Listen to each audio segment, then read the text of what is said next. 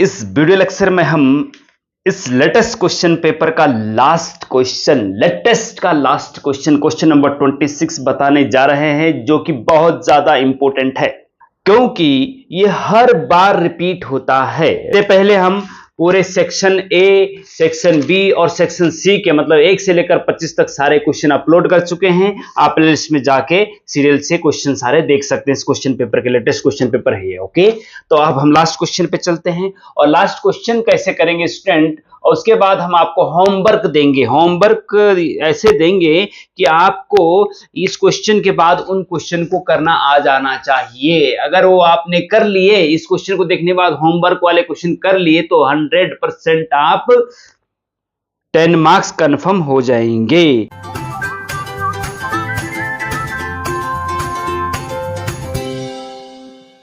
देखिए student, find the rank correlation coefficient from the following table. निम्न तालिका से कोड से संबंध गुणांक ज्ञात करना है। ठीक है जी, आपको x और y की वैल्यू दे रखी है। क्या दे रखी है? x और y की वैल्यू दे रखी है। तो भैया ऐसा है कि हम टेबल बनाते हैं। क्या बनाते हैं? टेबल बनाते हैं। सबसे पहले ध्यान से देखिएगा स्टूडेंट इस क्वेश्चन को। ठीक है, मैं एक एक करके बहुत अच्छे से आपको बताने जा रहा हूं, आपको ध्यान से देखना है। ये x की वैल्यू है भैया और ये y की वैल्यू है भैया। हाँ, ये y की वैल्यू है और उसके बाद और क्या चाहिए, और कॉलम क्या चाहिए, हम आगे डिसाइड करेंगे। पहले फॉर्मूला लिखेंगे। ठीक है, पहले x की वैल्यू लिख लीजिए। x की वैल्यू दे रखी है 78, 89, 97, 69, 59, 79, 68 और 57। ठीक है जी, ये समझ में आ गया आपके? यहाँ यहीं तक है कि ज्यादा नीचे तो नहीं हो गए? ओ, थोड़ा नीचे हो गया यार भैया। ये तो थोड़ा सा ऐसा करना पड़ेगा, ये ऊपर शिफ्ट करें क्या? आ, आ, आ, आ, आ, तो ऐसा करो भैया, इसको थोड़ा सा 8, 9 को ऊपर लिख दो।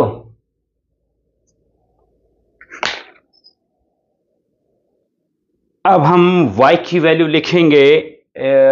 78 के सामने 125 है, 89 के सामने 137 है। ओके, 137, 156 हो गया, उसके बाद 112 हो गया, उसके बाद 107 हो गया, 136 हो गया, 68 के सामने 123 हो गया, 57 के सामने 108 हो गया। ठीक है जी।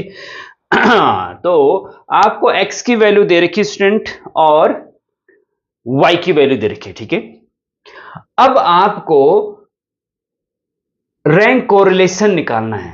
रैंक कोरिलेशन का फॉर्मूला आपको याद होना चाहिए। ठीक है, इसके नीचे 1-2 लाइन छोड़ के हम आगे यहां पे लिखते हैं कि देयरफॉर, पहले लिख देते हैं formula. Therefore by Spearman rank correlation R is equal to therefore R क्या है? रैंक कोरिलेशन है। ये स्मॉल r से डिनोट करते हैं।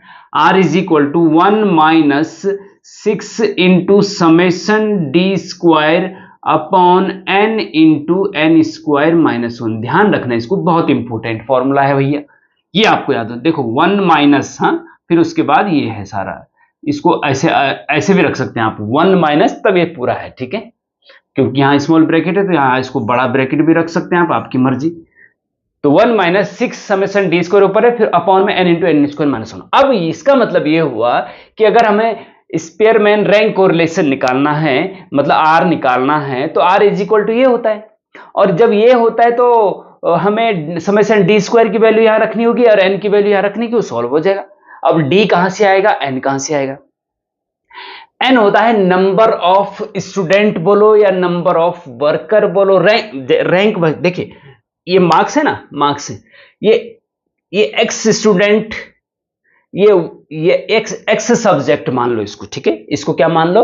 X subject. जैसे मैथ्स और फिजिक्स है जैसे, हाँ, तो मैथ्स में इतने स्टूडेंट हैं, इनके मार्क्स से हैं। फिजिक्स में इतने स्टूडेंट, इसके मार्क्स से हैं। ठीक है, तो एक्स सब्जेक्ट का नाम दे रखा है इन्होंने क्वेश्चन में, और वाई भी एक सब्जेक्ट का नाम समझ लीजिए। ठीक है, अब एक्स सब्जेक्ट में ये मार्क्स हैं। कितने स्टूडेंट हैं ये? 1 2 3 4 5 6 7 8। इधर भी 1 2 3 4 5 6 7 8 स्टूडेंट है। 8 स्टूडेंट हैं ये, और 8 स्टूडेंट के मैथ्स में ये मार्क्स है, एक स्टूडेंट के 78 है, एक 89 है, एक ऐसे ऐसे करके है। और फिर फिजिक्स में मान लीजिए वाई फिजिक्स है, एक 125 है, 150 का पेपर हो सकता है ना, क्या दिक्कत आ रही है? कोई दिक्कत नहीं है ना। तो एक्स, ये एक्स इस सब्जेक्ट में मार्क्स है, वाई सब्जेक्ट में मार्क्स है, ठीक है। तो स्टूडेंट होता क्या है कि मैं आपको बताऊं कि जो डी स्क्वायर होता है ना, तो पहले डी निकालना पड़ेगा, और डी जो होता है ना, डी होता है R1 minus R2, rank first से रैंक सेकंड, रैंक पहले वाले सब्जेक्ट की रैंक से दूसरे वाले सब्जेक्ट की रैंक माइनस करनी पड़ती है, उसको बोलते हैं D is equal to R1 minus R2। इसका मतलब ये हुआ कि डी चाहिए तो पहले हमें R1 और R2 चाहिए, मतलब x की रैंक और y की रैंक चाहिए। यहां पे आप इसको ये भी बोल सकते हैं, D is equal to RX minus RY। हाँ, RX माइनस RY का मतलब x की रैंक और y की रैंक, x की रैंक और y की रैंक चाहिए। ये रैंक नहीं है, ये तो मार्क्स दे रखे हैं भैया। अब रैंक बनाओ, सबसे पहले रैंक बनानी पड़ेगी, तब जाके डी निकलेगा ना। तो x की रैंक हम यहाँ पे RX के नाम से लिख दे रहे हैं, R1 बोलना चाहो तो आप R1 बोल, RX सही रहेगा कि पता चल जाएगा कि ये रैंक किसकी है, X की रैंक है ना। और दूसरा हमें Y की रैंक चाहिए, तो इसको RY के नाम से हम लिख देते हैं, ठीक है जी। ये हो गया, मुझे इसके बाद हमें जरूरत शायद नहीं पड़ेगी और कॉलम की, शायद क्या नहीं पड़ेगी, ठीक है। अब RX की रैंक निकाली, ये बहुत इंपॉर्टेंट है भैया, हाँ ये बहुत इंपॉर्टेंट है। कैसे इंपॉर्टेंट है कि भाई रैंक बहुत सावधानी पूर्वक आपको लिखनी होती है, ठीक है जी। RX मतलब X की रैंक, X सब्जेक्ट में ये स्टूडेंट है, इसमें फर्स्ट रैंक वाला स्टूडेंट कौन सा है, फर्स्ट। अब आप कहेंगे भाई सबसे कम मार्क्स तो 57 है, इसकी फर्स्ट रैंक। अबे बेवकूफ के लौंडे, ऐसा नहीं होता है। ये जो सबसे टॉपर स्टूडेंट होता है वो फर्स्ट रैंक होगा कि नहीं होगा, बताओ भैया। अगर मैथ्स में एक के 100 में से 97 है, उसकी फर्स्ट रैंक होगी कि नहीं होगी, है कि नहीं। तो जो सबसे मैक्सिमम मार्क्स देखो, सबसे मैक्सिमम मार्क्स यहाँ पे क्या है, 97 है भैया। तो 97 के सामने RX के नीचे 1 रैंक लिख दो भैया, इसकी 1 रैंक है, ठीक है। उसके बाद सेकंड रैंक 9 से शुरू होने वाले कोई नहीं है अब, ठीक है। अब 8 से शुरू होने वाले देखो भैया, 8 से ये भी शुरू, हाँ एक है 8 से शुरू, इसका मतलब सेकंड रैंक इसकी, इसके सामने 2 लिख दो भैया यहाँ पे RX के नीचे, ठीक है। अच्छा जी, देखो तरीका क्या है, 8 से शुरू होने वाले खत्म हो गए, अब 7 से शुरू होने वाले देखो, है ना। 7 से शुरू होने वाले एक 78 है और एक 79 है, इसमें से ज्यादा कौन सा है भैया, 79 है, तो थर्ड रैंक इसकी होगी, थर्ड रैंक इसकी होगी, है ना। और फोर्थ रैंक इसकी होगी। फिर ये ध्यान रखना, ये बहुत सावधानी पूर्वक रैंक लिखने की जरूरत होती है, ठीक है। चाहो तो आप थोड़ा सा टिक टिक करते जाओ, जिससे कि आपको पता चल जाए कि इसका काम हो चुका है, ठीक है। अब 7 से खत्म हो गया भैया, 6 से शुरू होने वाले कौन से हैं भैया, 6 से शुरू होने वाले 2 है भैया, ये 69 और 68। तो 69 को 4 के बाद 5वीं रैंक 69 को मिलेगी, और 6वीं रैंक जो है 68 को मिलेगी। अब चलते हैं भैया, 5 से शुरू होने वाले, 5 से शुरू होने 559 और 57, तो 59 ज्यादा है ना, तो इस 6 के बाद 7वीं रैंक इसको मिलेगी और 8वीं रैंक इसको मिलेगी। देखो 8 के 8 रैंक मिल गए, 8 स्टूडेंट है ना, 8 रैंक हो गई, पहली रैंक दूसरी रैंक तीसरी, हाँ ऐसे ऐसे करके, और टिक भी लग गया सब में, ठीक है। तो एक्स की रैंक ये लिख दी, एक्स सब्जेक्ट में जो रैंक आई थी वो ये लिख दी। अब वाई सब्जेक्ट की रैंक लिखते हैं भैया। अब देखो 125, 137, 156, 136, हाँ, तो इसमें सबसे ज्यादा कौन सा है, तो इसमें तरीका यह है कि आगे 3 डिजिट है तो आगे के 2 नंबर, 2 डिजिट है तो आगे का 1 नंबर देखो, हाँ 3 डिजिट है तो आगे के 2 नंबर देखो, 15, 13, 12, 11, 10, 13, 12, 10, तो ज्यादा 15 सबसे बड़ा है ना, तो इसकी फर्स्ट रैंक होगी भैया, तो इसकी फर्स्ट रैंक होगी यहां पे। अब देखो जो तीसरे नंबर का स्टूडेंट है उसकी एक्स सब्जेक्ट में भी फर्स्ट रैंक है और वाई सब्जेक्ट में भी फर्स्ट रैंक है उसकी, ठीक है, इसकी यहां पे फर्स्ट, यहां पे फर्स्ट, ठीक है ना। मतलब फिर मैथ्स में भी उसके 97 है और फिजिक्स में उसके तीसरे नंबर वाले स्टूडेंट के 156 सबसे ज्यादा है, ऐसा मान सकते हैं आप, ठीक है। ओके, 15 के बाद भैया 13,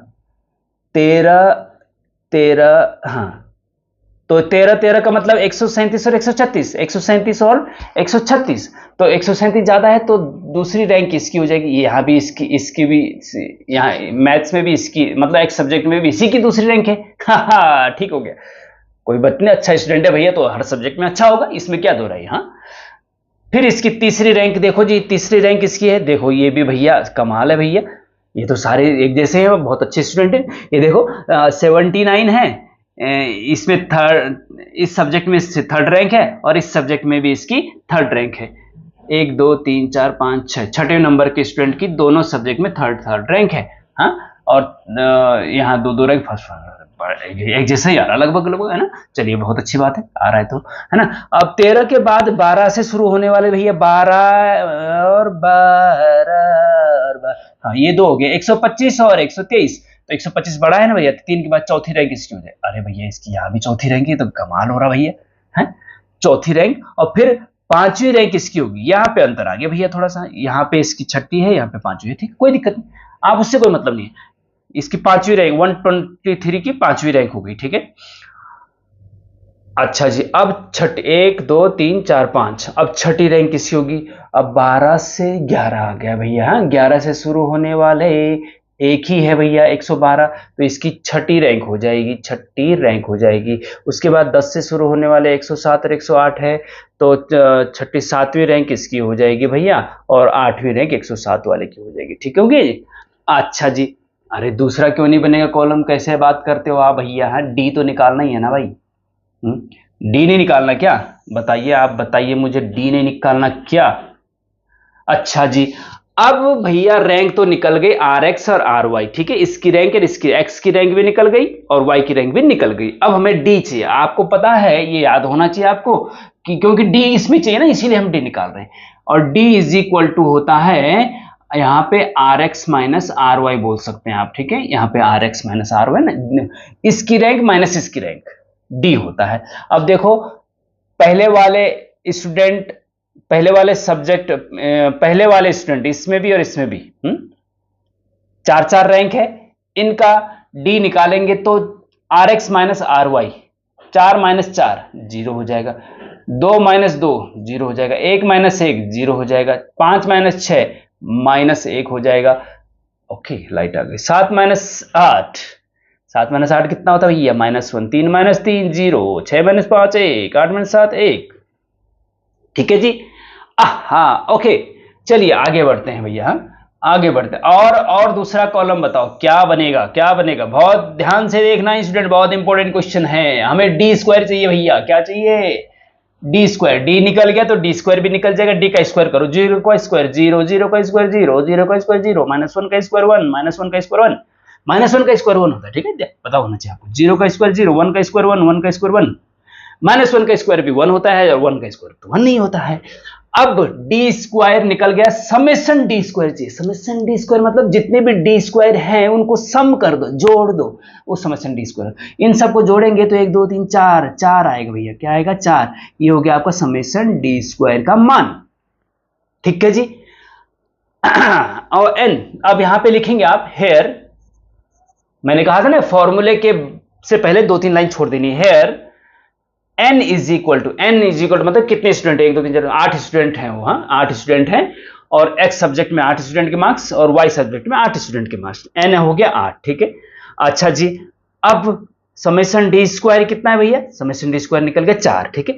therefore by Spearman rank correlation r is equal to 1 - 6 summation D square upon n into n square minus 1 होता है। ये आपको याद रखना है, बहुत इंपॉर्टेंट है, अगर ये याद नहीं रहेगा तो आप नहीं कर पाएंगे भैया। और दूसरी बात ये है कि ये फॉर्मूला याद है तो ये 2 मार्क्स का भी पूछा जाता है कि स्पेयरमैन रैंक कोरिलेशन का फॉर्मूला बताइए, तो आपको ये बताना होता है, ठीक है, ये लिखना पड़ता है, 2 मार्क्स कंफर्म हो जाते हैं। और वो याद है तो ये वाला भी 10 मार्क्स और कंफर्म हो जाएगा। तो ये मान के चलो कि ये क्वेश्चन से केवल आपके 12 मार्क्स, केवल एक क्वेश्चन से 12 मार्क्स कंफर्म हो रहे हैं और हर बार पूछा जाता है, बहुत अच्छे से कर लेना इसको, ठीक है। इज इक्वल टू 1 माइनस, अब देखो अब कैलकुलेशन की बात, एक तो रैंक को सावधानी पूर्वक भरने की बात थी, अब कैलकुलेशन भी सावधानी पूर्वक होनी चाहिए थोड़ा बहुत, है ना। 1 minus 6 into summation D square की वैल्यू 4 निकली है भैया, है ना, और अपॉन में n की जगह 8 और ब्रैकेट में n का स्क्वायर मतलब 8 का स्क्वायर और -1, ठीक है, रख दिया हमने, कोई दिक्कत इसमें, कोई दिक्कत नहीं। चलो यहां पे करते हैं 1 माइनस 6 इंटू 4 तो ऊपर है भैया, और नीचे 8 इंटू 8 का स्क्वायर 64 होता है, 64 होता है, और उसमें से एक माइनस करते हैं तो 63 आएगा, ठीक है जी। अच्छा जी, अब इसमें से कटिंग फटिंग करो तो 4 1 जा 4 और 4 2 जा 8, ठीक है जी। 2 से 3 काटेंगे तो 2 3 6, ठीक है।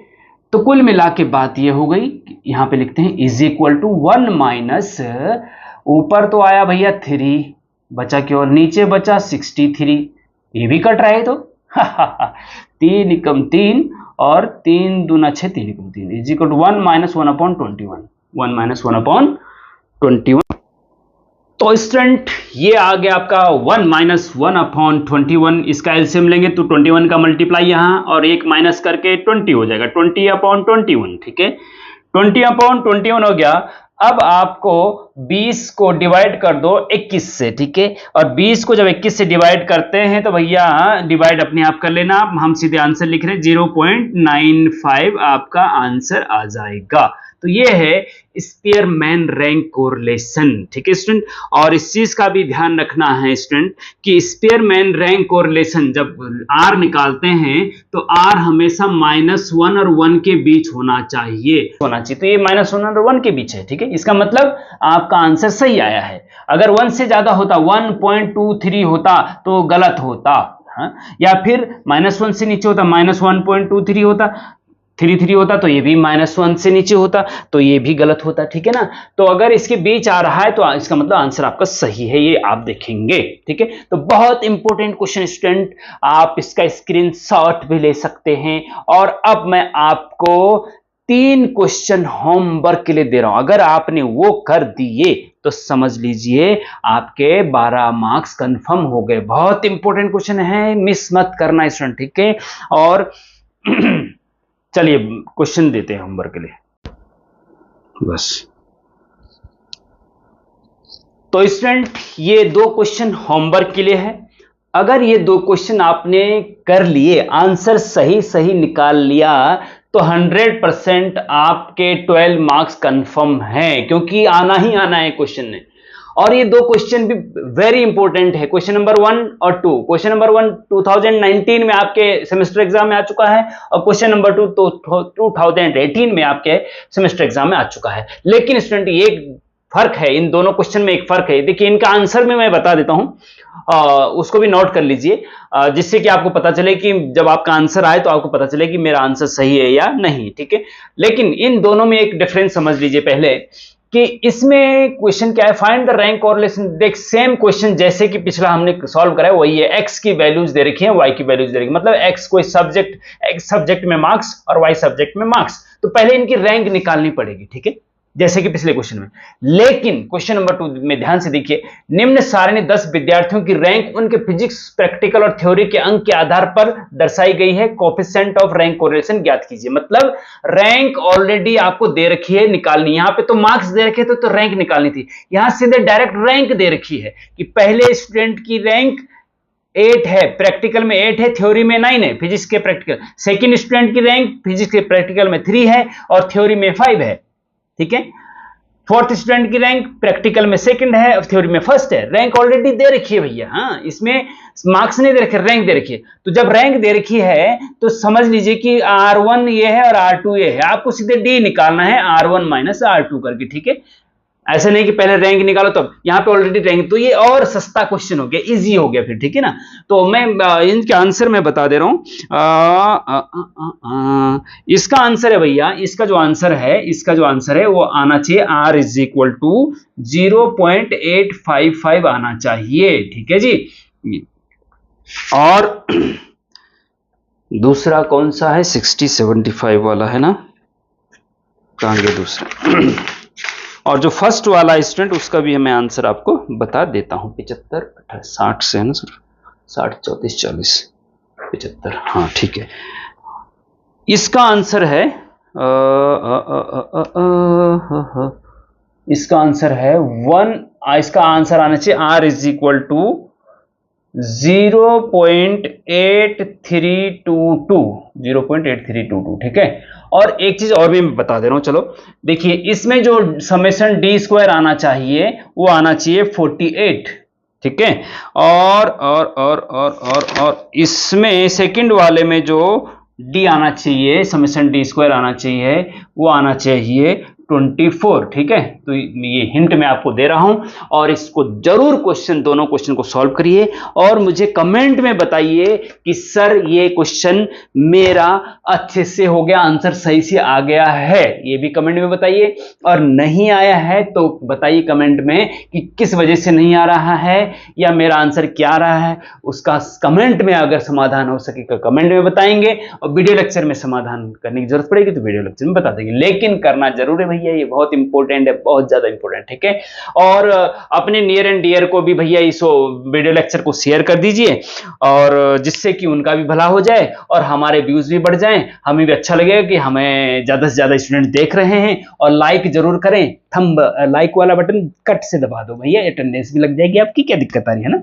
और कमेंट जो भी आपको प्रॉब्लम है वो कमेंट जरूर कर दीजिए। ओके, तो best of luck, thank you very much. पूरा क्वेश्चन पेपर जरूर देखना, लेटेस्ट क्वेश्चन पेपर है। और अगर आपको ये क्वेश्चन पेपर पूरे क्वेश्चन नंबर 1 से लेकर के आपके 26 तक एक ही वीडियो लेक्चर में चाहिए तो दो तीन घंटे की बन जाएगी, उसको भी हम कंपाइल करके एक साथ दे सकते हैं। और अगर टुकड़ों में देखना है तो टुकड़ों में हमने अपलोड कर ही रखा है। ठीक है जी, तो अगर आपको एक ही वीडियो लेक्चर चाहिए पूरे क्वेश्चन पेपर का तो आप कमेंट में लिख दीजिए, हम एक वीडियो लेक्चर में भी आपको ये पूरा क्वेश्चन पेपर दे देंगे। लेकिन जरूर करना है, बहुत इंपॉर्टेंट क्वेश्चन पेपर, बहुत ज्यादा इंपॉर्टेंट क्वेश्चन पेपर आपके आने वाले एग्जाम के लिए। ठीक है, तो बेस्ट ऑफ लक आपके एग्जाम के लिए, आप बहुत अच्छा एग्जाम में करें इस उम्मीद के साथ। Thank you very much.